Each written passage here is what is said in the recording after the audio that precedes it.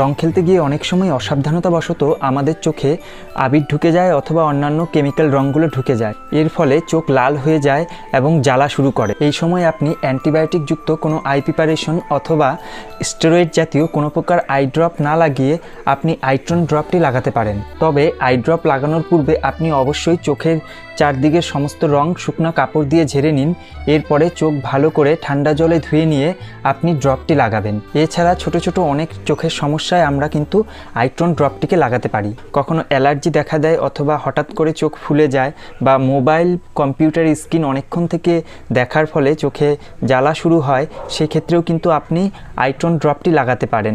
Conjunctivitis অর্থাৎ জয় বাংলা হলেও কিন্তু আমরা আইট্রন ড্রপটি চোখে লাগাতে পারি। তো চলুন এবার আমরা জেনে নিই যে আইট্রন ড্রপটি আপনি কতবার কিভাবে চোখে লাগাবে। 1 থেকে 2 ফোঁটা করে দিনে 4 থেকে 6 ঘন্টা অন্তর আপনি এই ড্রপটি আপনার চোখে